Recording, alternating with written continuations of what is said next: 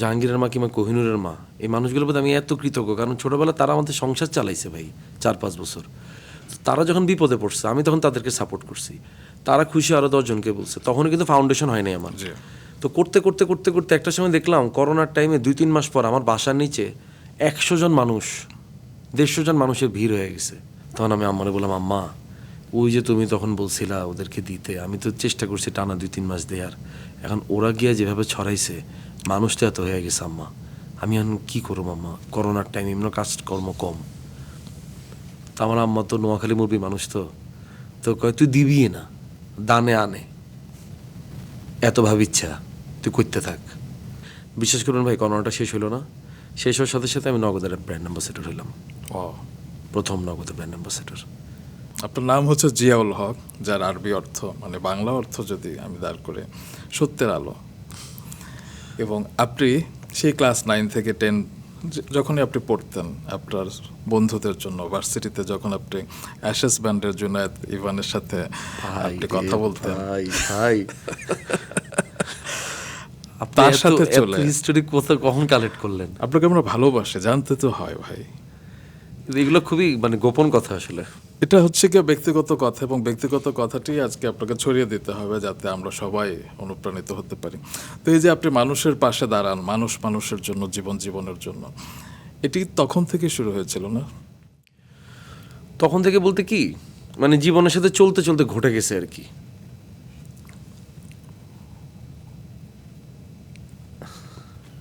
আমি যখন matric fail করি 2009-এ, জি, এই ঘটনাটা আমি বলছি, তারপরে একটা কেন বললাম আজকে প্রাসঙ্গিক ক্রমে, এটা পরের থেকে বলি।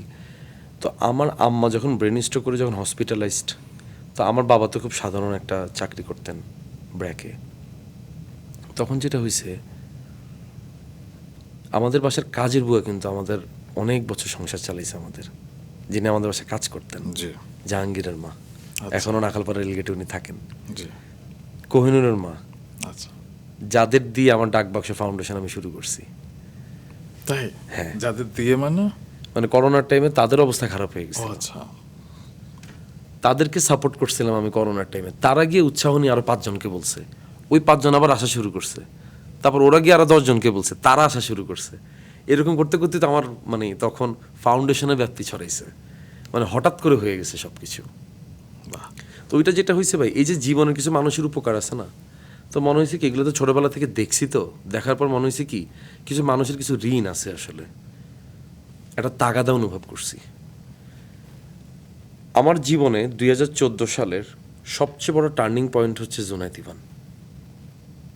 ইভান ভাই আমার জীবনের প্রথম টার্নিং পয়েন্ট। আচ্ছা, তার আগ পর্যন্ত আমি অ্যাসিস্ট্যান্সি করছি, আমি রুমেল ভাইয়ের সাথে কাজ করতেছি, ঠিকঠাক আছে, মানে আমি মনে করতেছি জীবন মনে হয় এটা। ইভান ভাইয়ের সাথে মিশার পরে আমি বুঝছি জীবন আরও গভীর। সে আমাকে গভীরতা শিখেছে জীবনে, ডেথ শিখেছে। ইভান ভাইয়ের সাথে থেকেই বোধ হয় অবচেতন মনে আমি এই স্থিরতাটা রপ্ত করে ফেলছি। কারণ আমি যখন প্রথমত ইভান ভাইয়ের সাথে যখন পরিচয় হয়েছে, তখন আমি ইভান ভাইয়ের সাথে প্রচুর কনসার্টে যেতাম। আচ্ছা, তো কনসার্টে যাওয়ার পর দেখতাম কি ইভান ভাই কনসার্ট করতেছে, মানে উন্মাতাল সমুদ্রের মতো দর্শক, চিৎকার। ইভান ভাই কনসার্টটা শেষ করতো, সমস্ত কিছু শেষ করে সে ফার্ম গেটে তার নানুর বাসায় সে ছাদের মধ্যে আমার সাথে সে রাতের বেলা আড্ডা দিত।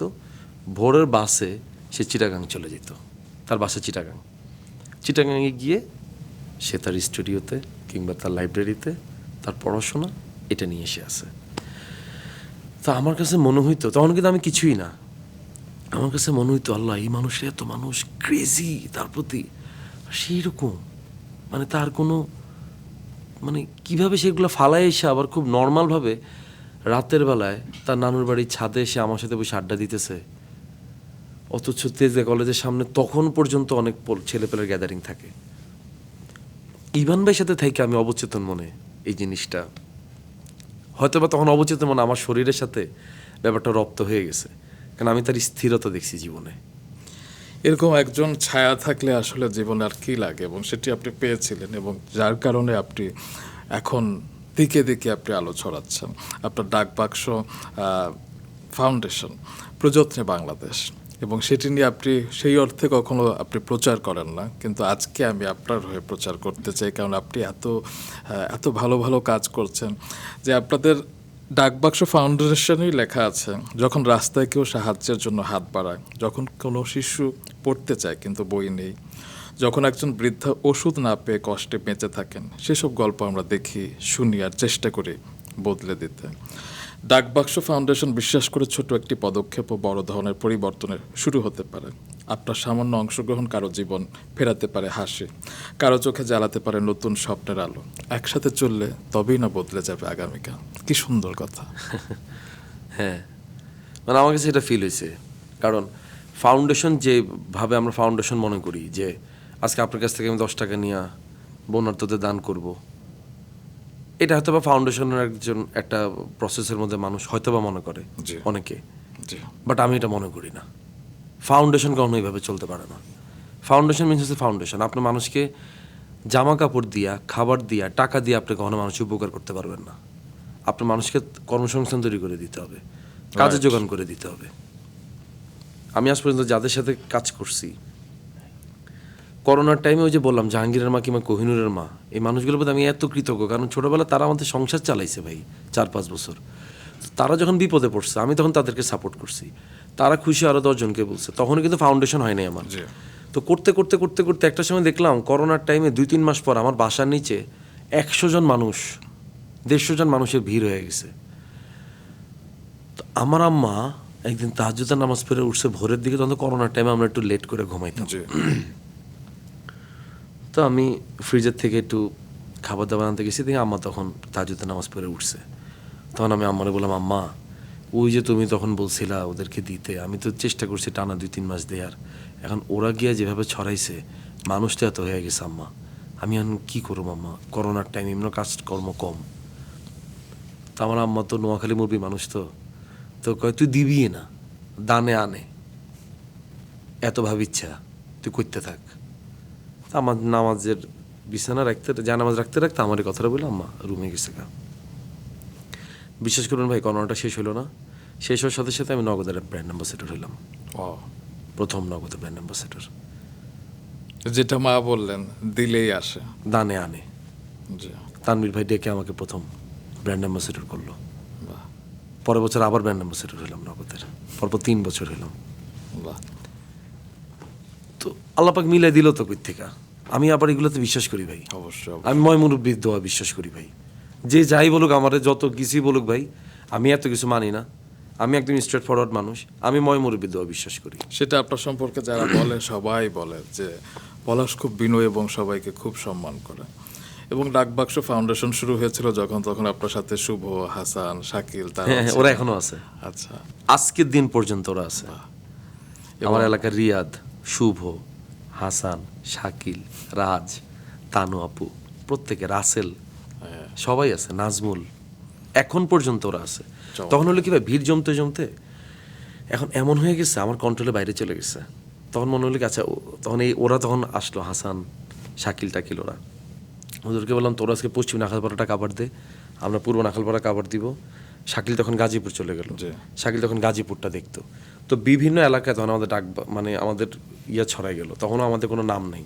তখন তো আপনারা ঢাকা, গাজীপুর, চট্টগ্রাম, নোয়াখালী এরকম আস্তে আস্তে ছড়িয়ে গেছেন। তখন পর্যন্ত আমাদের কোনো নাম নেই। তখন একদিন ওরাই আমার বললো, ভাই আমাদের একটা পরিচয় দরকার না, কি নাম দেওয়া যায়? তা আমি হঠাৎ করে একদিন একটা নাম মাথায় আসলো, আমি ফোন দিছি ইভান ফেরে, ভাইয়া আমার না এরকম একটা নাম মাথায় আসছে, নামটা কেমন? ডাকবাক্স। জোস জোস পলাশ, ইভান ভাই যেমন বলে আর কি।